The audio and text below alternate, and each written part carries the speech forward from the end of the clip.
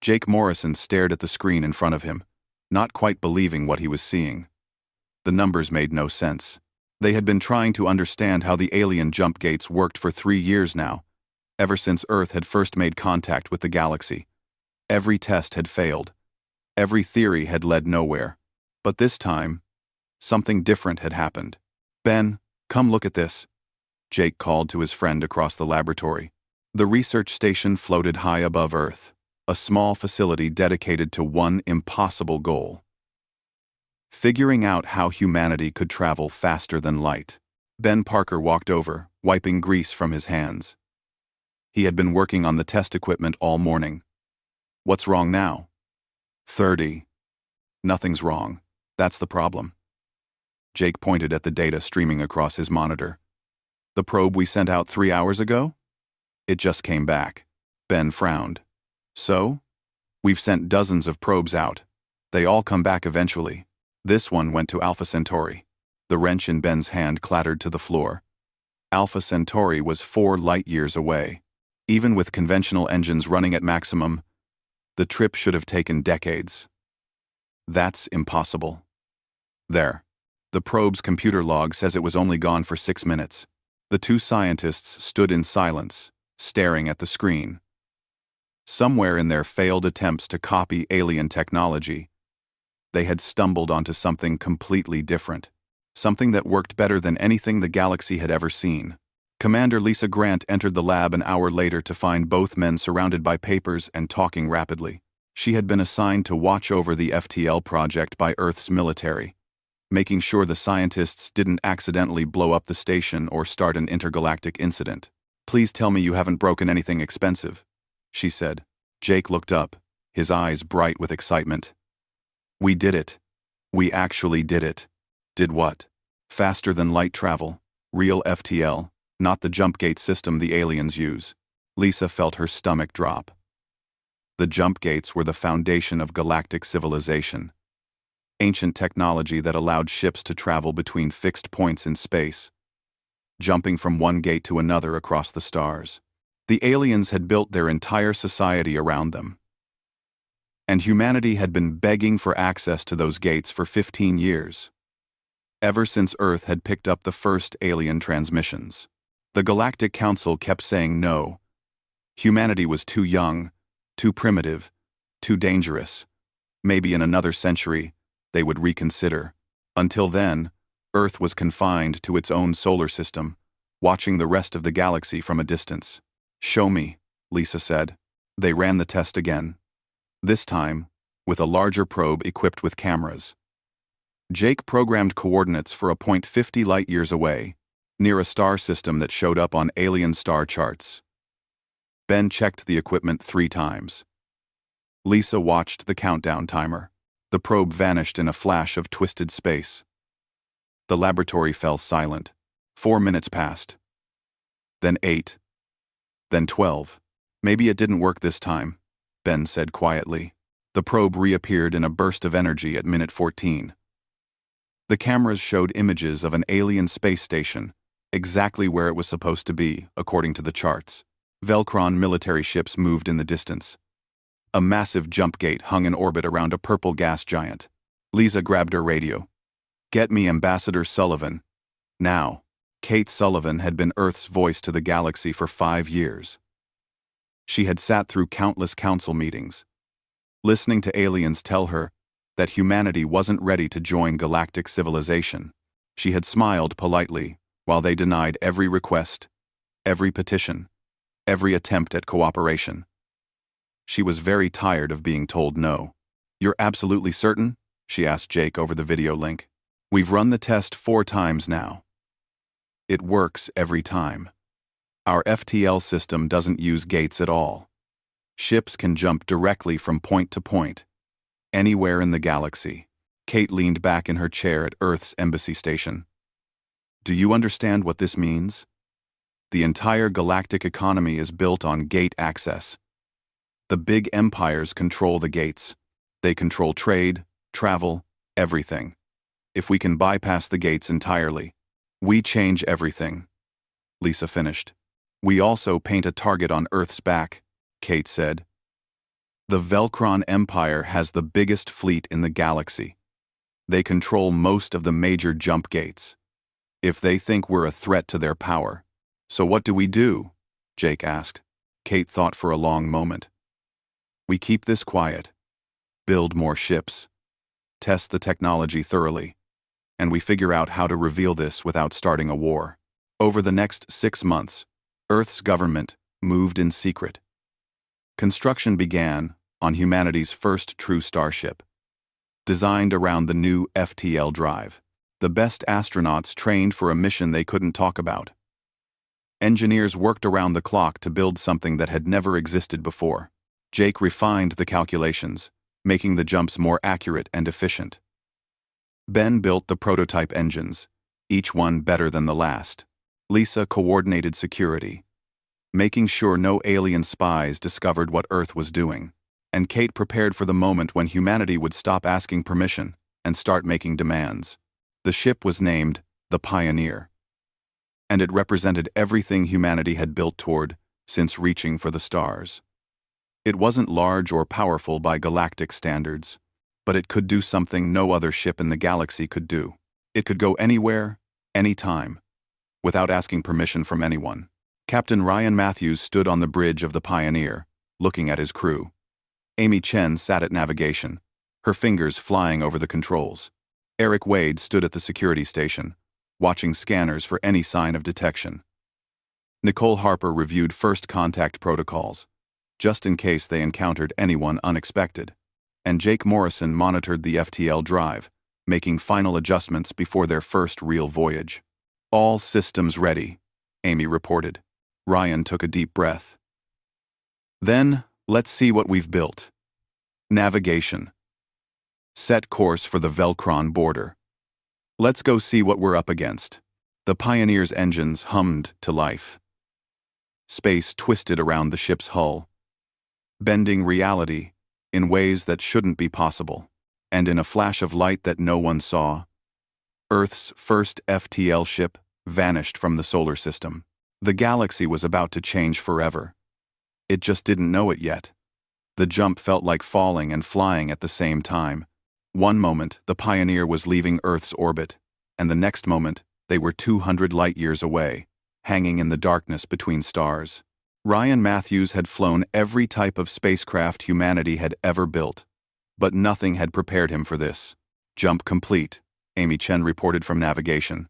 All systems normal. We're exactly where we're supposed to be. Jake checked his instruments, relief flooding through him. The theoretical calculations were one thing. Actually doing it with a crewed ship was something else entirely. The drive performed perfectly. We can jump again whenever you're ready, Captain. Ryan looked at the main screen. A solar system lay ahead of them. 3 planets orbiting a yellow star. And according to their intelligence, a Velcron military outpost sat on the second planet. Take us in closer, but keep us in stealth mode. I want to see what we're dealing with. The Pioneer moved silently through space. Human stealth technology was good, better than most of the galaxy realized. Earth had spent years developing it, preparing for the day when they might need to hide from more advanced civilizations. Now that preparation was paying off. Eric Wade watched his scanners carefully. I'm picking up the outpost. Looks like a garrison base, with about 30 ships in orbit. Most of them are patrol craft. But there are 3 heavy cruisers. Those could be a problem in a fight. Nicole Harper studied the alien ships through the long-range cameras. She had devoted her life to understanding other species, learning their languages and cultures. The Velcron were warriors by nature, proud and aggressive. They had built the largest military in the galaxy over thousands of years. Their ships are impressive, she said quietly. Those cruisers have enough firepower to destroy an entire city. But they're slow, Amy added, analyzing the movement patterns. Look at how they're positioned. They rely completely on the jump gate network for long-range travel. Between gates, they can barely move faster than light. Ryan saw what she meant. The Velcron ships were powerful, but they were built for a specific type of warfare. Jump to a system through the gate, dominate it with superior firepower, then move to the next system through another gate. They had never needed to move quickly between gates, because there was no alternative to the gate network. Until now. How long would it take them to reach us if we were detected? Ryan asked. Amy ran the calculations. At their maximum speed? About 6 hours. We could jump away in seconds. Ryan smiled. That's what I wanted to hear. Jake, can we jump from inside a gravity well? Say, near a planet? Jake hesitated. Theoretically, yes. But we haven't tested it. Then let's not try it unless we have to. Eric, how long can we stay here without being detected? Hard to say. Their scanners are sweeping constantly. We're small enough that we might register as an asteroid or debris. As long as we don't do anything to draw attention, we could probably stay for days. They watched the Velcron base for 8 hours, learning everything they could. The aliens followed strict patterns, military precision in everything they did. Supply ships arrived through the jump gate on schedule. Patrol craft flew regular routes. Everything was organized and predictable. It was also revealing. The Velcron had advanced weapons and strong shields, but their technology was focused on direct confrontation. They had no reason to develop anything else. When you controlled the gates, you controlled where battles happened. Captain, we've got movement, Eric said suddenly. A convoy just came through the gate. Looks like Naruk trading ships, 6 of them. The Naruk were the merchants of the galaxy, traders who moved goods between the empires. They had no military to speak of, but they had influence through economics. Everyone needed what the Naruk sold. Ryan watched the trading convoy move away from the gate, heading deeper into Velcron space. Amy, plot their course. Where are they going? Amy worked quickly. Based on their heading, probably the Velcron capital system. That's about 200 light-years from here. And how long will it take them? They'll have to jump through at least 4 gates to get there. With travel time between gates and waiting for clearance at each one, probably 3 days. 3 days to travel 200 light-years.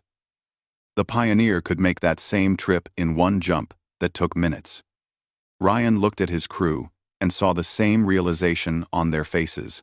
Earth's FTL technology wasn't just different from the gate system. It was better in almost every way. Sir, we have a problem. Eric's voice was tense. Velcron patrol craft, changing course. They're coming toward us. Ryan felt his heart rate increase.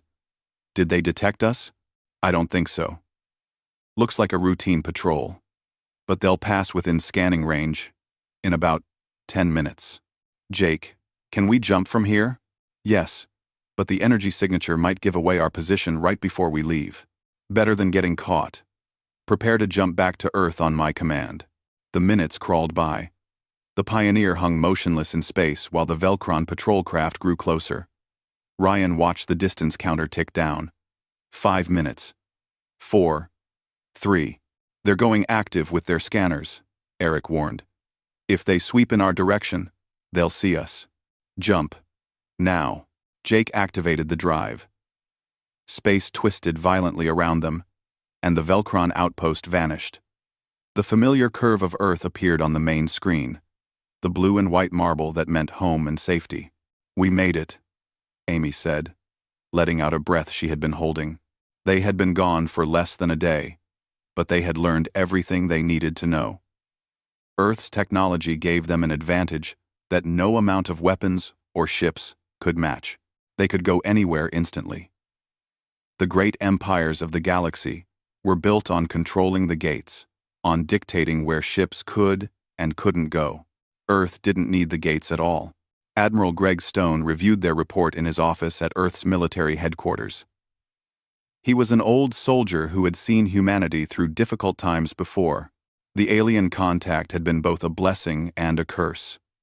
Now humanity knew they weren't alone, but they also knew they were far from the most powerful species in the galaxy. You're certain about this advantage? He asked Ryan.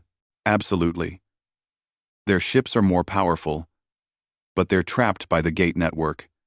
We can appear anywhere, anytime. In a fight, that means everything. Greg nodded slowly. Then we need more ships. A lot more ships. And we need them fast. Construction accelerated across Earth's orbital facilities. The Pioneer had proven the concept worked. Now, humanity needed a fleet. Engineers worked in shifts that never stopped. Factories produced components as fast as they could be assembled. And volunteers lined up for a chance to crew the new ships. Kate Sullivan received word that the Galactic Council had scheduled another hearing on Earth's petition for gate access. They would meet in 3 months at the great station called Convergence Point, where all the major species maintained embassies. She smiled as she read the message. The Council had no idea what was coming. They thought they would deny Earth's petition again. Send humanity back to its little solar system for another century of isolation. But Earth was done asking for permission. Set up the meeting, Kate told her assistant. And tell them we accept. But this time, we're bringing a demonstration. Convergence Point was the largest artificial structure Kate Sullivan had ever seen. The station hung in neutral space, a massive construct of metal and crystal that housed representatives from hundreds of species. It had been built thousands of years ago as a place where the galaxy's civilizations could meet and resolve disputes without war. Kate walked through the corridors toward the council chamber, her shoes clicking on floors that had seen countless diplomatic meetings. Aliens of every shape and size moved around her, some barely noticing the human ambassador, others staring with open curiosity. Humanity was still new here. Still the primitive species that had only just discovered radio a few centuries ago. The council chamber was enormous, designed to accommodate species that ranged from tiny insect-like creatures to massive beings that towered over everyone else. At the center sat the 7 members of the ruling council, representatives of the most powerful empires in the galaxy. High Chancellor Vex Thor of the Velcron Empire sat in the primary seat, his reptilian features expressing barely concealed contempt as Kate entered. The Velcron had ruled more territory than any other species for the last 1,000 years, and they intended to keep it that way. Next to him sat Sage Aldrin Tom of the Tharsis Collective, an ancient being whose species had supposedly built the first jump gates millions of years ago. The Tharsis rarely spoke, but when they did, the galaxy listened. Trade Prince Garon of the Naruk Federation watched Kate with calculating eyes. The Naruk cared less about territory and more about profit, but they had no interest in disrupting the current system. It worked too well for them. The other council members represented smaller empires, each with their own interests and agendas. But the real power lay with the Big Three, and everyone knew it. Ambassador Sullivan. Vex Thor's voice boomed through the chamber. Earth has petitioned once again for access to the Jump Gate network. This council has reviewed your request and finds it premature. Your species has shown insufficient development to be trusted with gate access. Perhaps in another century, we will reconsider. It was the same answer Kate had heard a dozen times before.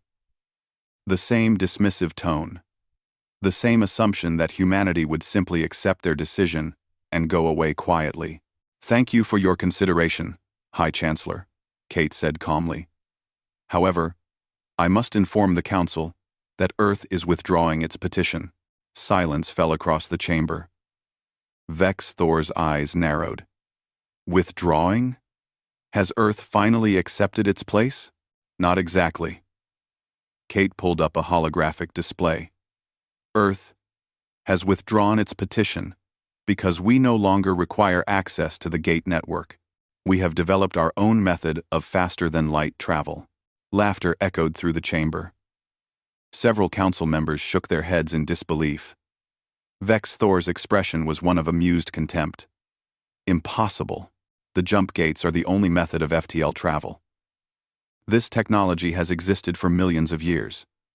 If there were another way, we would know about it. Would you? Kate kept her voice level. The gates have been the foundation of galactic civilization for so long that no one thought to look for alternatives. Earth isn't bound by your assumptions. This is a waste of the Council's time, Vex Thor declared. If Earth wishes to make wild claims, they should bring evidence. Of course, Kate said. She activated her communicator.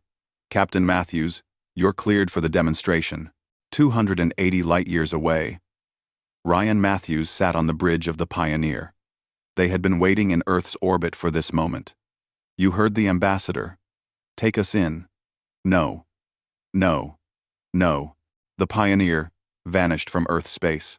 Back in the council chamber, Kate pointed to the viewing screens that showed the space around Convergence Point. If the council would direct their attention to the monitors, Vex Thor looked ready to end the meeting, but something on his own display caught his attention. His expression changed from amusement to shock. The Pioneer appeared in the space outside the station, materializing from nowhere in a flash of twisted energy. One moment, the screens showed empty space. The next, a human ship hung in perfect formation, close enough to see clearly but far enough to pose no threat. Chaos erupted in the council chamber. Representatives jumped to their feet, speaking in dozens of languages at once. Security alerts blared. The Velcron counselor's face had gone pale, his military mind already calculating what this meant. Impossible, Sage Aldrin Tom whispered, the first time Kate had ever heard emotion in the ancient being's voice. How did you travel here without using the gates? Our FTL system doesn't require gates, Kate explained over the noise. Human ships can jump directly from any point in space to any other point.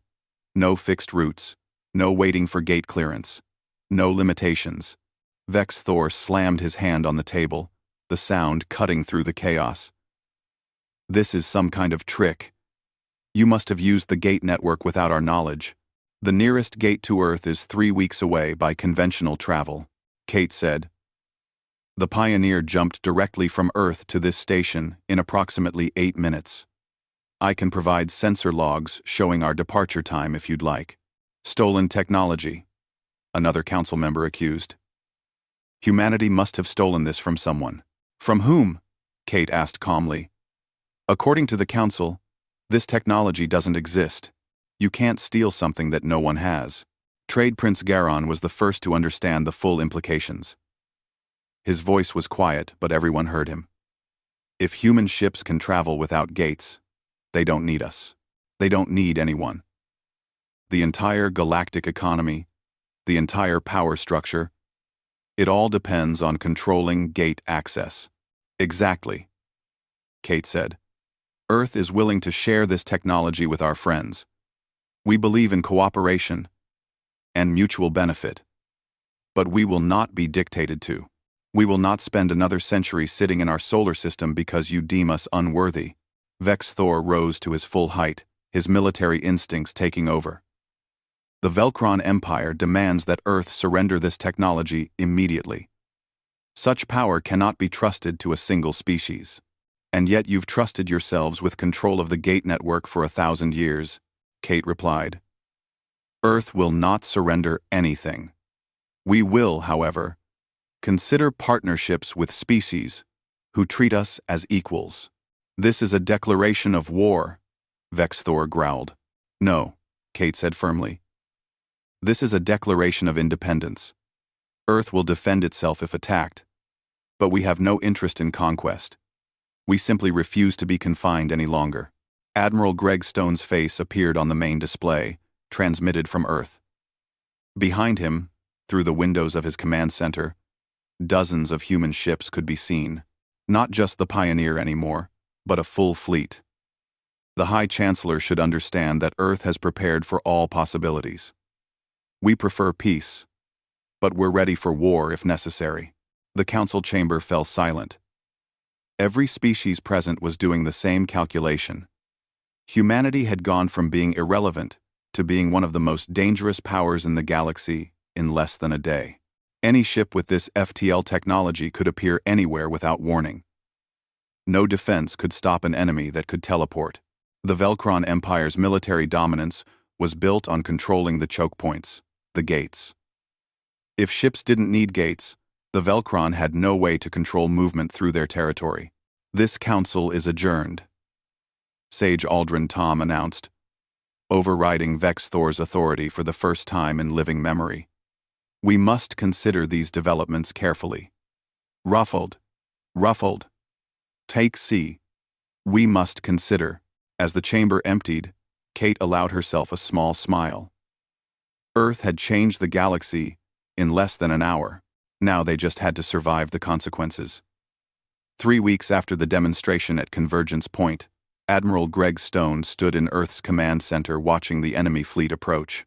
200 Velcron warships were coming through the gate network, converging on Earth from multiple directions. The largest invasion force ever assembled against a single planet. They're not trying to hide it, his operations officer reported. Every intelligence source we have confirms it. The Velcron are coming in force. Greg had expected this. The moment Kate revealed Earth's FTL technology, he knew the Velcron would respond with violence. They had built their empire on military strength and gate control. Earth threatened both. Of course they would attack. How long until they arrive? 3 days if they maintain current speed. They have to use conventional drives between gates. So we have warning time. That was the advantage. The Velcron fleet was powerful, but it was slow. They could only move as fast as the gate network allowed, jumping from gate to gate and traveling the space between at sublight speeds. Earth had 12 FTL-capable warships completed, 12 against 200. By any conventional calculation, Earth was about to lose badly. But Greg wasn't planning a conventional battle. "Get me Captain Grant," he ordered. Lisa Grant appeared on the screen from the bridge of the Defiant, Earth's newest warship. She had earned her command through the successful testing of Earth's FTL combat capabilities. Where Ryan Matthews was cautious and methodical, Lisa was aggressive and innovative. "We're ready, Admiral," she said. "Just give us the targets." The Velcron fleet is coming at us in 3 main groups. Each group is being supplied by ships carrying fuel, ammunition, and spare parts. Those supply ships are slower than the warships. "I want you to hit them," Lisa smiled.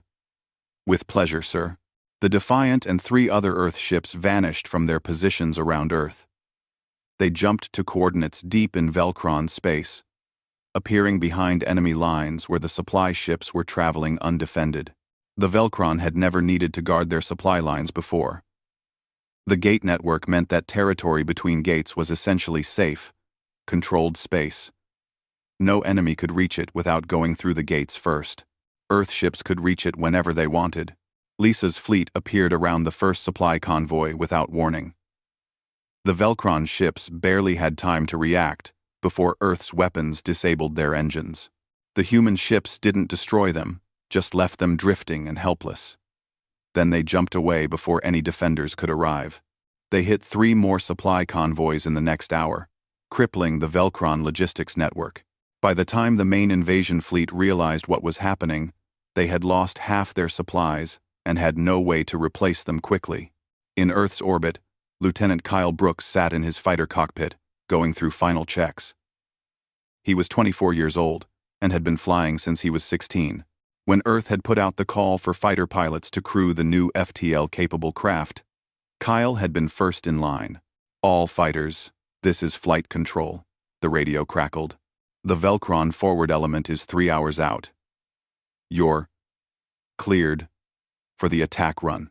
Kyle's fighter was tiny compared to the big warships, barely larger than an atmospheric aircraft. But it had the same FTL drive as every other Earth ship. That made it the most dangerous weapon in the galaxy. 12 human fighters jumped simultaneously, appearing in the middle of the approaching Velcron fleet. For a moment, the enemy ships didn't even register them as threats. Fighters were usually short-range craft, dependent on carrier ships for long-distance travel. These fighters had traveled 2 light years in an instant.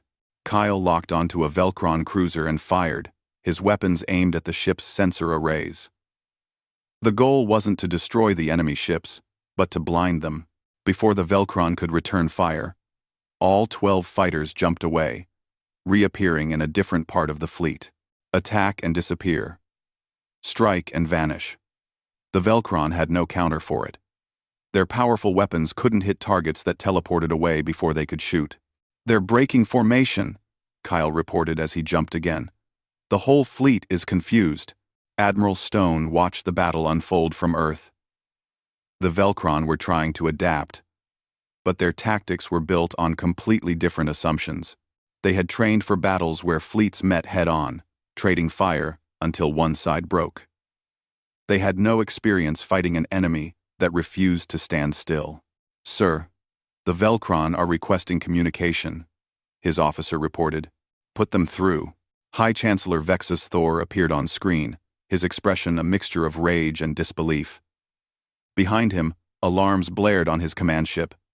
"This is not warfare. This is cowardice. This is adaptation," Greg replied calmly. "You brought 200 ships to conquer one planet. We brought 12 ships and made your fleet ineffective. I suggest you reconsider your attack. The Velcron Empire does not retreat. Then prepare to lose." Greg cut the connection and turned to his staff.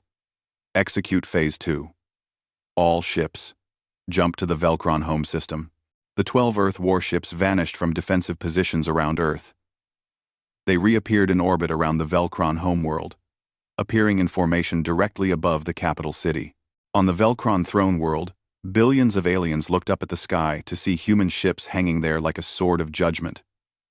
The planet's defenses activated immediately, weapons charging and shields powering up. Greg's voice broadcast on all frequencies. "People of the Velcron Empire, Earth has no desire to attack your world. We are here to demonstrate that we could have, but chose not to. Your fleet came to conquer us. We came to show you why that was a mistake." The Earth fleet held position for 10 minutes while the galaxy watched. Every news network, every sensor array, every civilization with the ability to monitor space saw the same thing. Humanity's tiny fleet sitting in orbit around the Velcron capital, demonstrating that Earth could strike anywhere, anytime, and there was nothing the mighty Velcron Empire could do to stop them. Then the human ships jumped away, returning to Earth. Vex Thor stood on his command ship, watching his homeworld on the monitors. The human fleet was gone, but the message was clear. If this had been a real attack, the Velcron capital would be in ruins. His invasion fleet was still 2 days from Earth, crippled by supply losses and demoralized by hit-and-run attacks they couldn't counter. He had lost before the battle even began. "Order the fleet to return home," he said quietly. The words felt like swallowing glass, but he was military enough to recognize defeat when he saw it. The Velcron withdrawal sent shockwaves through the galaxy.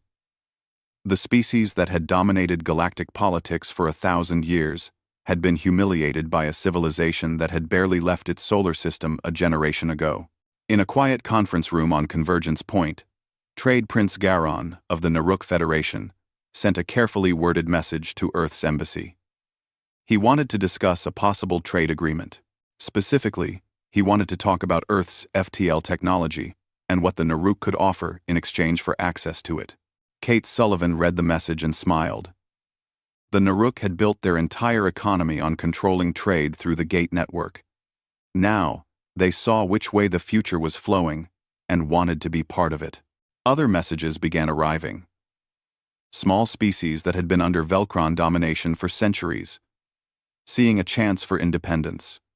Independent colonies asking if Earth would protect them from Empire aggression.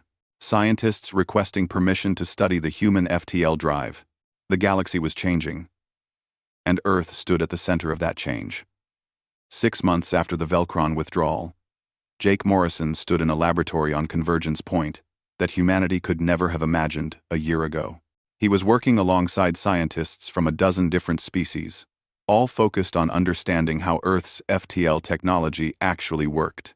The Tharsis Collective had opened their archives to the joint research project, sharing data that had been kept secret for millions of years. Sage Aldrin Tom stood nearby, his ancient form hunched over a display showing mathematical formulas that hurt to look at. "This is remarkable," Aldrin said, his voice filled with something Jake had never heard from the old being before. Excitement. "Your species stumbled upon the original method." Jake looked up from his work. "Original method? What do you mean?" "Come with me." Aldrin led Jake to a secured section of the Tharsis archives. Ancient data crystals lined the walls, each one containing knowledge from civilizations that had died long before humans had learned to walk upright. The old sage pulled one crystal from its housing and activated it. Holographic images filled the room, showing species Jake didn't recognize. Ships that looked nothing like modern vessels. And everywhere, the same mathematical formulas that Earth had discovered. 12 million years ago, the Varuun Ascendancy developed the technology you call FTL, Aldrin explained. They could travel anywhere in the galaxy instantly, just as you can now. Their empire grew rapidly, spreading to every corner of known space. What happened to them? War. A faction within the Ascendancy believed the FTL technology was too dangerous, that it gave too much power to those who controlled it. They sabotaged the knowledge, destroying the science behind it. The war that followed nearly destroyed the galaxy. Jake felt cold. And the jump gates were created as a compromise. Fixed points that could be monitored and controlled. Slower than the original FTL, but safe, predictable. The gates became the foundation for the new galactic order. Over millions of years, the original FTL technology was forgotten. Most species came to believe it had never existed, until we reinvented it. Yes. Your species approached the problem from a completely different angle than the Varuun did, where they used quantum mechanics and spatial manipulation. You used principles that my people had dismissed as impossible. You proved us wrong. And Jake sat down, trying to process this. So the entire galactic civilization is built on backup technology. The gates aren't the pinnacle of FTL travel. They're the safe alternative that was created after the real technology was lost. Precisely. And now you've brought it back.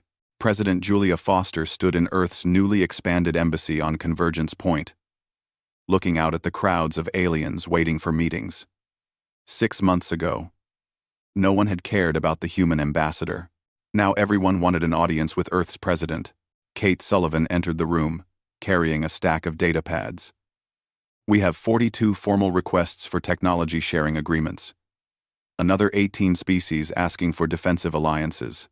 And the Naruk are offering to make Earth a founding member of their trade federation. What do you recommend? Julia asked. We share the technology, but carefully.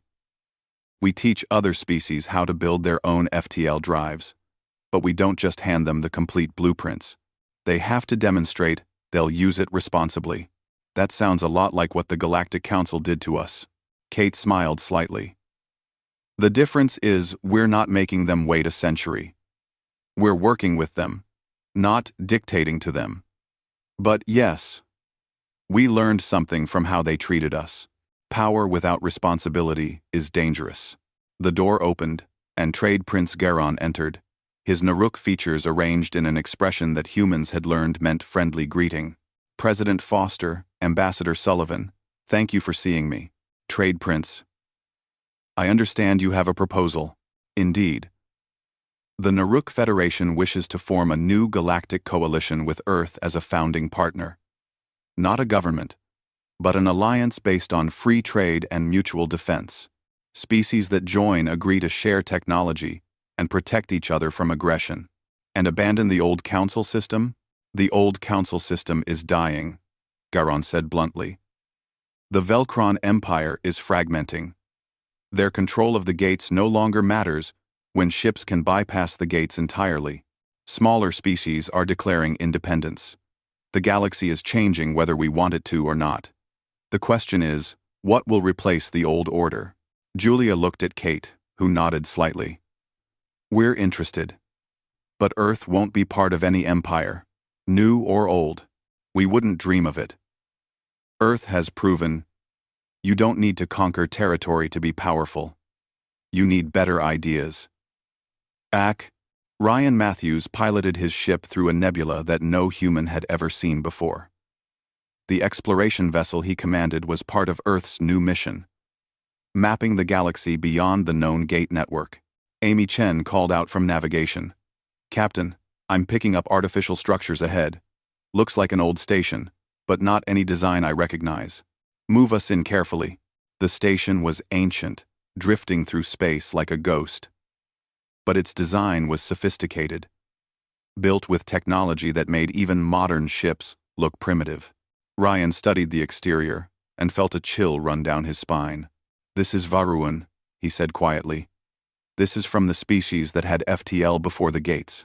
They spent a week exploring the abandoned station, finding preserved data that would keep scientists busy for years." The Varuun hadn't just had FTL technology. They had advanced beyond anything the current galaxy had achieved, and they had destroyed themselves with it. Nicole Harper stood in what had once been the station's command center. Ancient displays still showed faint images of the Varuun's final days. They were so advanced. How did they let it all fall apart? "They forgot that technology is only as good as the people using it," Ryan said. "The FTL gave them unlimited power to go anywhere, do anything. But it didn't give them wisdom to use that power well." Back on Earth, Ben Parker worked in a new facility built specifically for FTL research. Jake had returned from the Tharsis archives with knowledge that changed everything they thought they knew. Now they were working on next-generation drives, ones that could jump even further and faster. "Jake," Ben called out, "you need to see this." Jake joined him at the testing console. "What is it?" "I've been working on increasing the drive efficiency, like you asked. But I found something weird. The more efficient the drive gets, the more it starts matching patterns in the Varuun data. The more efficient the drive, so we're just reinventing their technology? No, that's the thing. We're coming at it from a completely different direction. But we're ending up in the same place. It's like there's only one way to make this work perfectly. And once you figure that out, you end up with exactly what the Varuun had." Jake understood immediately. "Which means we'll face the same problems they did. Eventually, yes. If we keep advancing this technology, we'll reach the point where it becomes dangerous. Not because the technology itself is bad, but because it gives so much power that it's easy to misuse." Jake thought about the responsibility that came with their discovery. Earth had changed the galaxy, freed smaller species from Empire control, broken the monopoly on faster-than-light travel. But with that came new dangers. "We need to make sure everyone understands this," Jake said. "The FTL technology is a tool. It can be used for exploration and connection, or for conquest and war. The choice is ours." President Foster announced Earth's decision at a gathering of species on Convergence Point. They would share the FTL technology, but slowly and carefully, they would help other civilizations develop it, teach them the science behind it, but also make sure they understood the responsibility. Earth would not be an empire. They would not control the galaxy through military might or economic dominance. Instead, they would be partners in building something better than what had existed before. The old Galactic Council was dissolved. In its place, a new coalition formed, with Earth, the Naruk, and 24 other species as founding members. The Velcron Empire requested membership after their government reformed. Even the Tharsis Collective, isolated for millions of years, joined as advisors. The galaxy was changing in ways no one could have predicted a year ago. Admiral Greg Stone retired from active military service, satisfied that Earth was secure. Lisa Grant took command of Earth's fleet, focusing on exploration rather than warfare. Kyle Brooks became an instructor, teaching the next generation of pilots, and Jake Morrison continued his research, always aware of the history they had uncovered. Humanity had reinvented FTL technology by asking, "What if there's a better way?" Now, they had to make sure they used it better than those who had come before. On a clear night, Jake stood outside the laboratory and looked up at the stars.